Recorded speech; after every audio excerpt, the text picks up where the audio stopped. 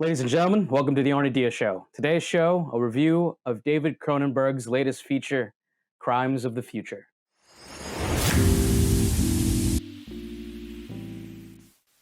If you know much about David Cronenberg as a filmmaker, you know that he's not a very conventional filmmaker. Aside from a few movies that he has done with Viggo Mortensen, History of Violence and Eastern Promises, and a few others, he has strayed away from usual plots and usual types of films. With Crimes of the Future, Cronenberg returns to his body horror, esoteric roots. And what unfolds as you watch the movie is essentially a noir-style detective film. Now, if you watch the movie, you may have a different stance on exactly what the plot is, because here the plot is not given to you, yet unfolds through the journey of the main character, Saul Tinser, played by Viggo Mortensen. As the title suggests, this movie does take place in the not-too-distant future. A future where humanity has lost the ability to gain infections and has started to grow new organs. Now again, if you know anything about Cronenberg movies, you know that he is very much a visionary director that utilizes body horror in many of his films. And Crimes of the Future is no exception to that.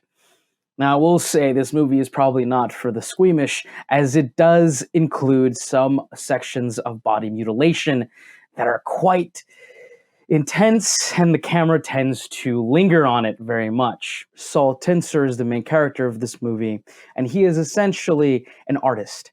And because of the fact that humanity no longer gets infections, body mutilation has become an art form in this world. And Saul Tinser is a Picasso of the time when it comes to this art form.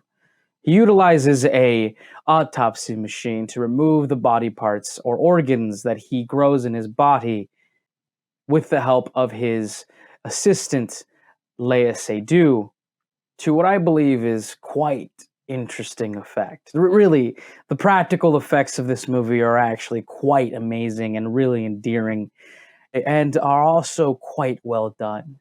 The plot of the movie takes place in this world of art. It's also introducing you to a subplot that is about humanity and how it is changing, and how the powers that be want to see us not change, and to stay the way that we are. It's not explained why, but throughout the film, it is quite obvious that Saul Tinser is living between the lines.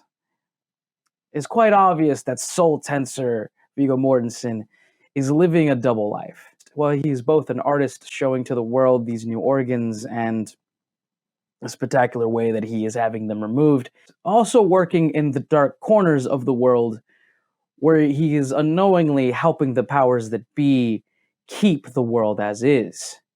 Cronenberg's overarching ideas for this film are really about humanity and how we're changing because of our environment.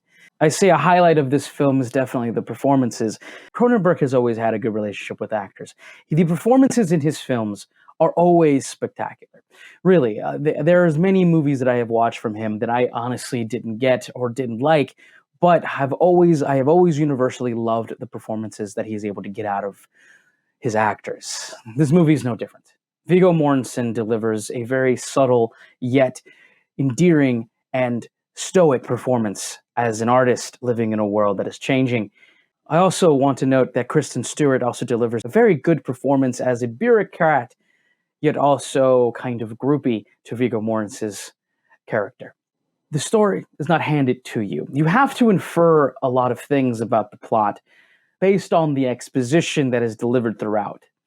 Because of that, I do feel that the film becomes cold and off-putting. And the fact that you have to try really hard to understand what's going on simply takes you away from the film and what's happening. On another note, I should talk about the film and the way it uses sexuality. Now, this isn't a spoiler in that it is said in the trailer, Kristen Stewart saying the line, "Surgery is the new sex." And that is very much true in this movie. Cronenberg has used sexuality in his movies to illustrate humanity's struggle in life, and also the changing nature of humanity as a populace and the way that we use sexuality. There is no overt intercourse in this film, but the way that sexuality is communicated is very much keeping in line with its very science fiction and very on the nose concept of the film. This, I believe, can be a bit off-putting to some people. This movie is very art house. And there is a lot in this movie that I believe some people will not appreciate simply because on the surface level, it seems to be just for shock and awe.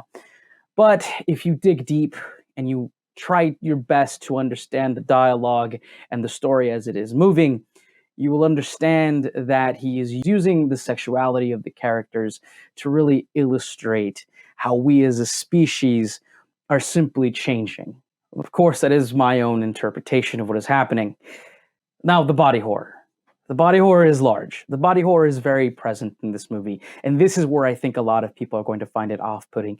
There are specific scenes in this movie that got me a little uh, squeamish, that even had me being a little squeamish.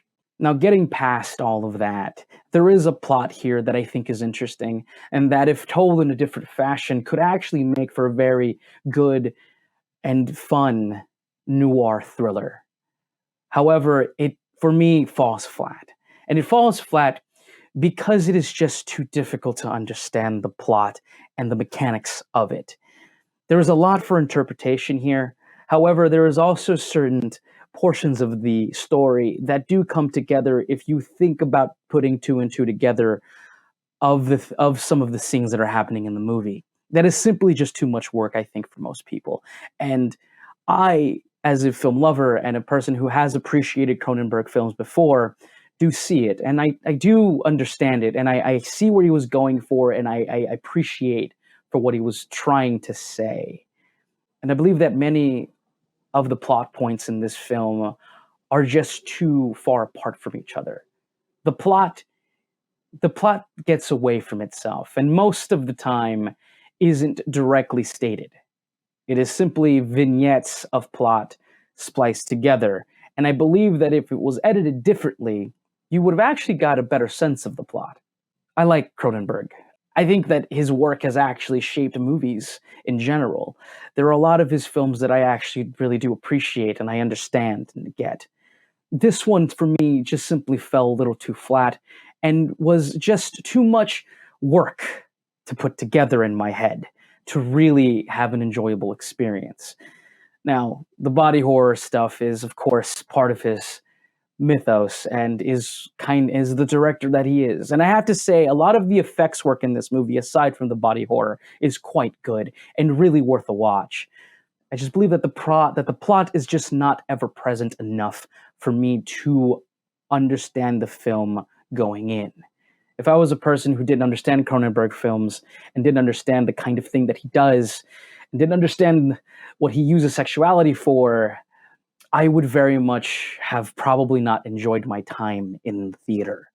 But I did a little because I've been around Cronenberg. I know what he's going for most of the time, and I can appreciate his vision.